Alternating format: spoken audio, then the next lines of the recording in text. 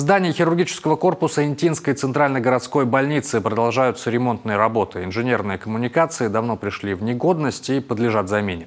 Что касается системы отопления и кровли хирургического отделения, их износ 100%. Подрядчик в начале мая приступил к капитальному ремонту крыши. Ее заменили уже более чем на 30%. Александр Карепин продолжит.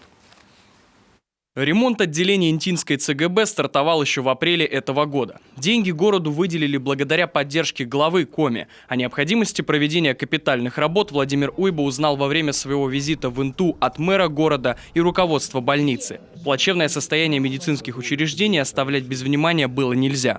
Естественно, кровля текла, система отопления пришла в негодность, вот сейчас ее будем тоже менять. То есть электричество. То есть самое важное, сейчас идет замена самых важных узлов здания. Давно очень ждали этого ремонта, заблаговременно сделали проектно-сметную документацию. Ну и вот сейчас надеемся, все пройдет гладко и будет у нас отремонтированные здания. Здание хирургии было введено в эксплуатацию в 1961 году. С этого момента оно ни разу капитально не ремонтировалось. По программе модернизации первичного звена здравоохранения Минздрав выделил горбольнице почти 90 миллионов рублей на капитальные работы сразу в двух учреждениях – поликлинике номер 1 и хирургическом корпусе. На ремонт последнего ушло 39 миллионов. Работы включают в себя замену 229 оконных блоков, капитальный ремонт электропроводки, инженерных сетей и кровли.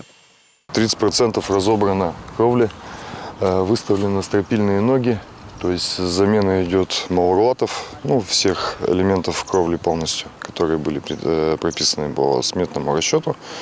И продолжаем дальше, то есть делаем демонтаж и продолжаем выставлять новые элементы кровли. Медики довольны, что, наконец, два наиболее востребованных здания городской больницы приведут в надлежащий вид. Специалисты также отмечают, с подрядчиком у них сложились хорошие конструктивные отношения. Все ремонтные работы выполняются в соответствии с графиком или даже с опережением. Ремонт хирургического корпуса по контракту должны завершить до 30 октября. Александр Карепин, Наталья Думих, Евгений Михалкович, телеканал Юрган, Инта.